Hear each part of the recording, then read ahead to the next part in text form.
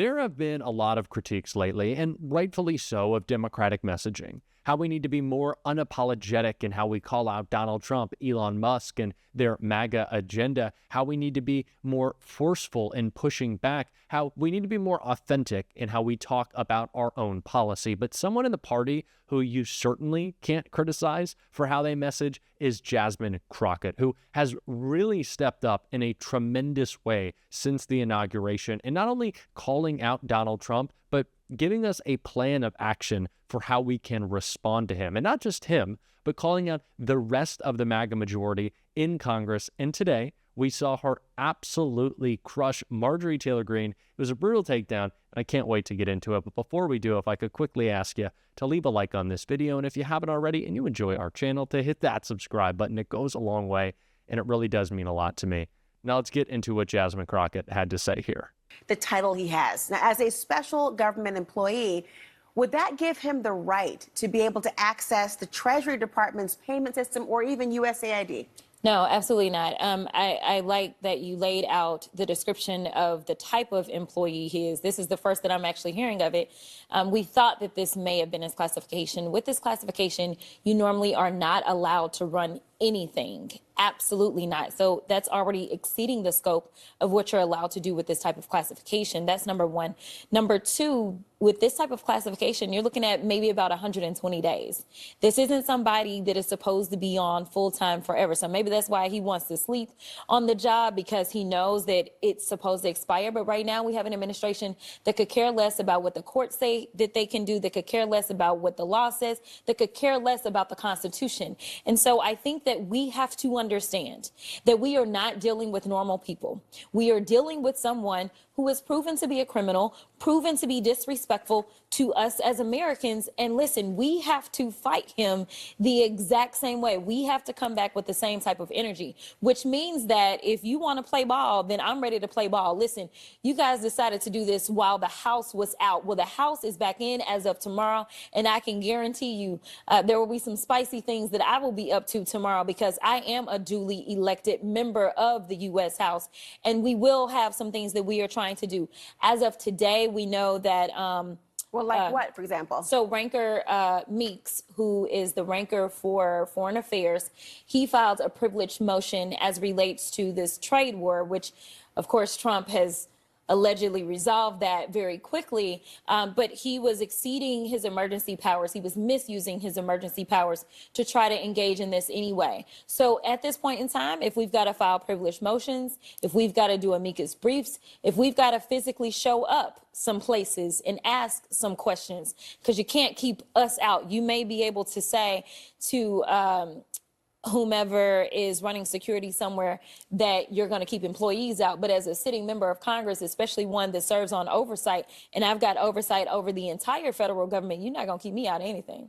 One of the things that's been happening in terms of the playing ball has been federal unions have been suing to block Musk's ability to actually access the sensitive data for the Treasury. Yeah. Congress, obviously, in a different position than a litigant, an average litigant. What could the Democrats do specifically, as opposed to being in the majority, to actually try to combat this? It doesn't sound like there's the largest of appetites among Republicans to say that the mandate may have been for you to serve in office, but not to have this wide scope of authority for a non-elected official. Well, I'm definitely going to say that the mandate wasn't there at all. The numbers are really small, kind of like his crowds. So I'm not going to say that there was a mandate. But what I will say is that it is time for us to stand shoulder to shoulder with those that are going to file those lawsuits. We've got to make sure that they know that we are giving them access to our constituents, making sure that they know these are the stories of our constituents. These are the ones that are willing to testify about the fear that they are living through. I get emails consistently about people saying, what the heck is going on? And here's the reality. The reason that you have to have a certain level of clearance before you can engage in these types of actions, or you may even have to be confirmed in some way, is because really you can cause a lot of harm. And no one has explained, listen, if your whole job is to figure out where we can cut money, then sit down and look at the budget and say, line by line, listen, Mr. President, what you should do is in your proposed budget that you send over to the Congress, you should cut this, you should cut that, the same way that he decided during his first term that he was going to zero out money for HBCUs, and Dr. Adams had to come and fight to get that money for HBCUs back. I will note that if you are a special government employee, there are limitations for when you have to file disclosure or ethics. If you exceed a certain amount of time, it triggers even more oversight over who you are for the reasons you're talking about. But I want to get to a new appointment that seems to be happening. President Trump is appointing Darren Beattie to a top State Department role. I know many people remember who Darren Beattie is. He was fired in 2018 from being a speechwriter. He was speaking at a conference attended by white nationalists. And then a few months ago, he posted this, Congresswoman: competent white men must be in charge if you want things to work. Unfortunately, our entire national ideology is predicated on coddling the feelings of women and minorities and demoralizing competent white men. Your reaction to his appointment? He needs to go. I mean, this is very simple. We right now have a white supremacist that is sitting in the White House. He is backed up by other white supremacists. And if you really want to know who the criminals are in this country, you can Google it. You don't have to trust me. But the people that commit 80% of the most violent crimes in this country are white supremacists. Yet for whatever reason, they sit and they serve at the pleasure of the president. They are the ones that were there on January 6th, tearing our democracy down physically. And now we have them tearing us down right here from within.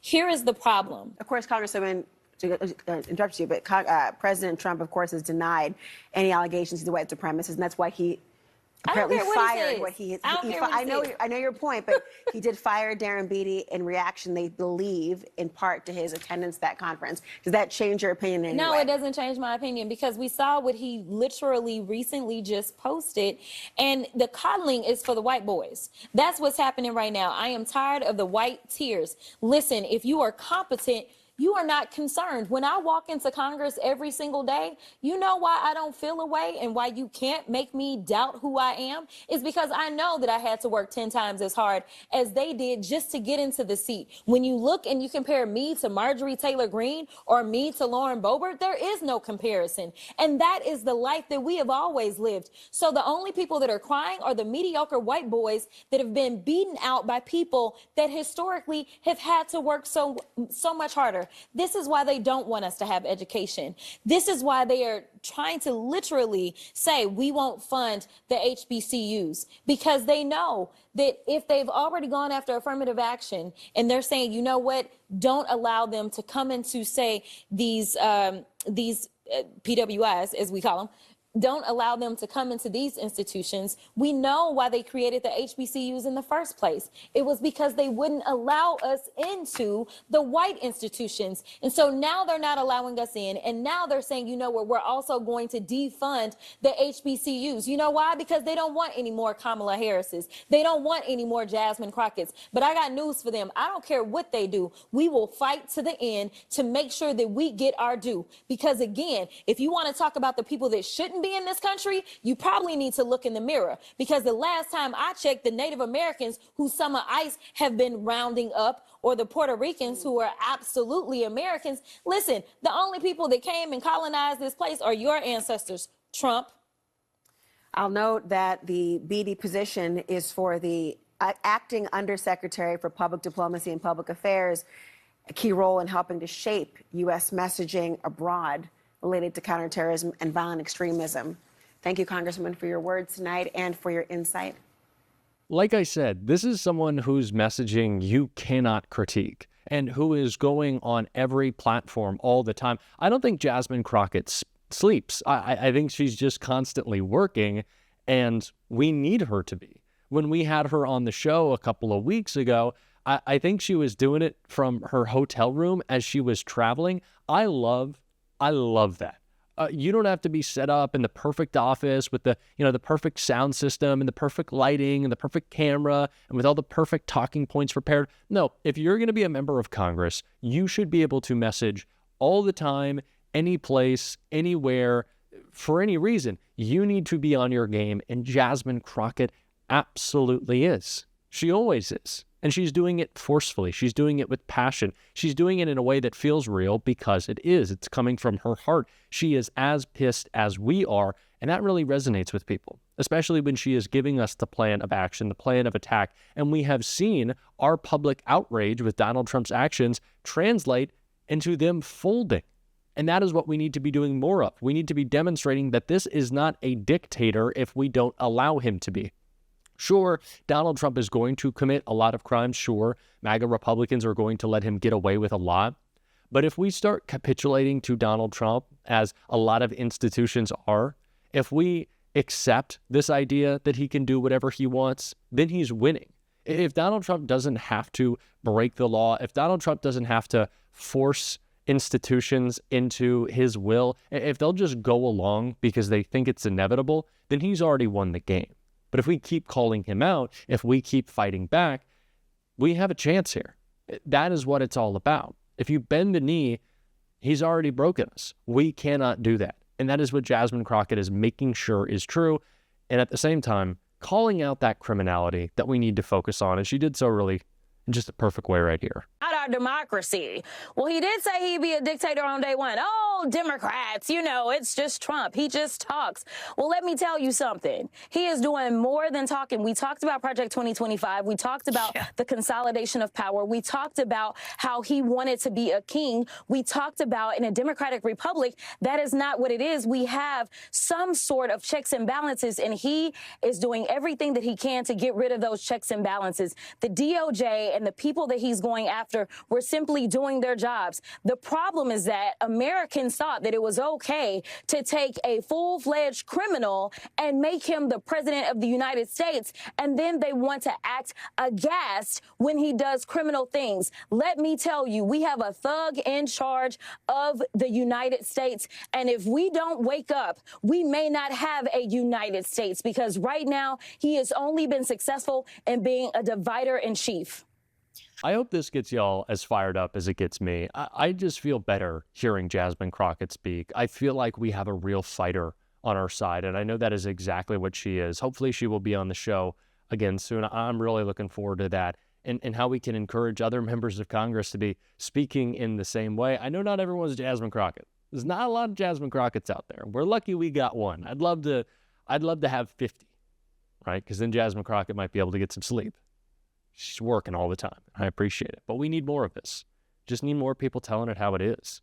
And sure, it's going to get Republicans upset. It's going to get them to lash out. And that's great for us. We want that. We want them melting down.